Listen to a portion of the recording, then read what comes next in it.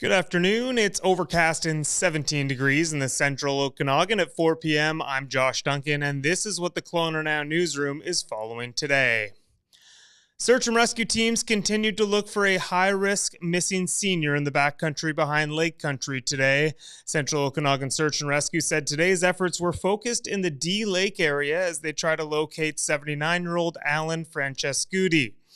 The missing man was last seen on April 16th, and his truck was found near Doreen Lake earlier this week. Search manager Dwayne Tresnich is urging anyone with game cameras in the area to review them for potential signs of the missing senior as they're trying to establish a direction of travel.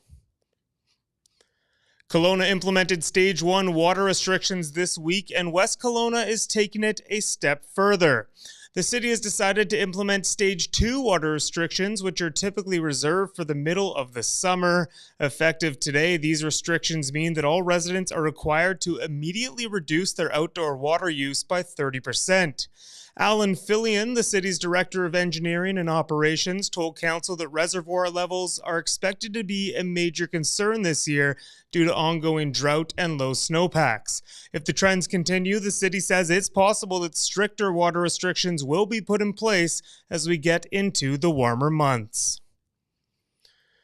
BC SPCA Kelowna manager Shannon Pye says it's a miracle that a starved dachshund who was abandoned in the Kelowna backcountry was found alive. Wilfred was recently found in the Postal Lake Road area by a mountain biker, and the dog was in dire condition, trapped inside a carrier and covered in feces and urine.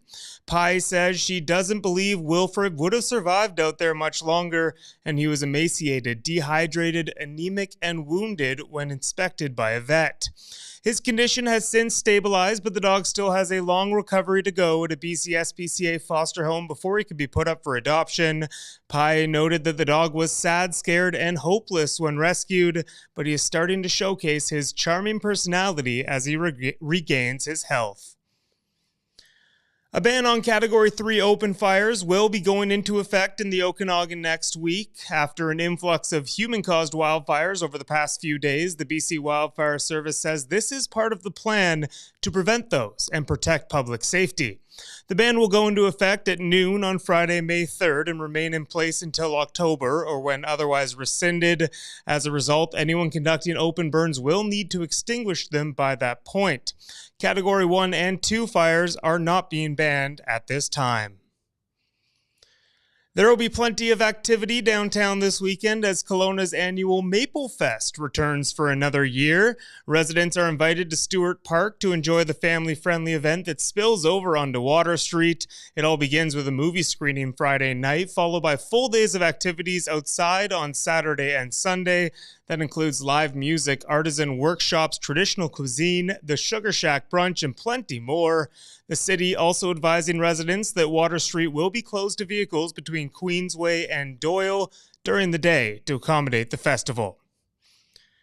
And finally, wrapping up in sports, the West Kelowna Warriors did all they could in Salmon Arm Tuesday night, but it wasn't enough to avoid the loss. The Warriors outshot the Silverbacks 43-16 in a one-sided performance, but found a way to lose the game 2-1. The second-round series between the two teams is now also 2-1 in favor of Salmon Arm. Jack Pridham had the lone goal for the Warriors Tuesday night, while Eli Pulver was lights out for the Silverbacks in between the pipes.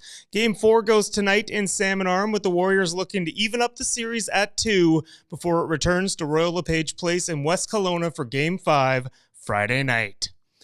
You can read more about those stories and plenty others over at KelownaNow.com. Thanks as always for tuning in to our live news update this afternoon, and have yourself a fantastic evening.